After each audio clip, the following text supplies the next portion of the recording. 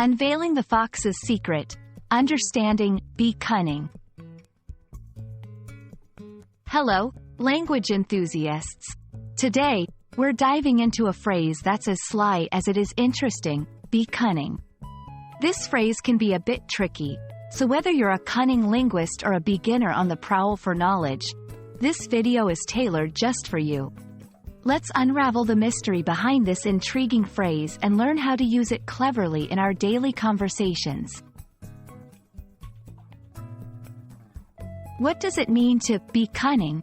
At its core, it refers to having or showing skill in achieving one's ends by deceit or evasion.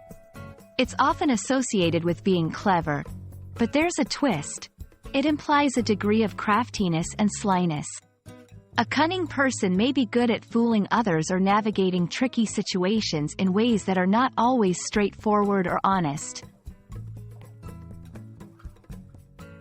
The word cunning can have both positive and negative connotations.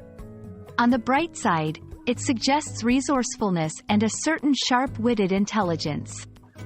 However, it often leans towards the darker side, suggesting deceitfulness or trickery.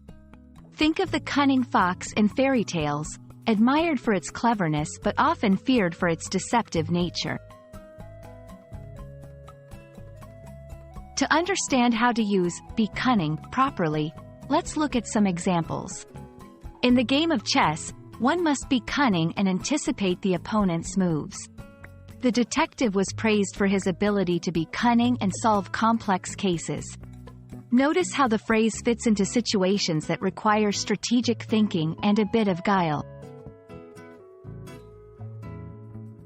The idea of being cunning can vary across cultures.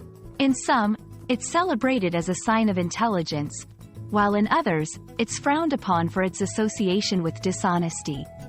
Understanding the cultural context is crucial when deciding whether or not to describe someone or something as cunning. Being cunning is about more than just being smart. It's a multifaceted trait that combines intelligence with a bit of sneakiness. We hope this video has given you a clear understanding of what it means to be cunning, and how to use the phrase appropriately. Remember, language is a tool as versatile as it is beautiful, and learning its nuances is key to mastering it. Happy learning, and may you use your newfound knowledge in the most cunning of ways.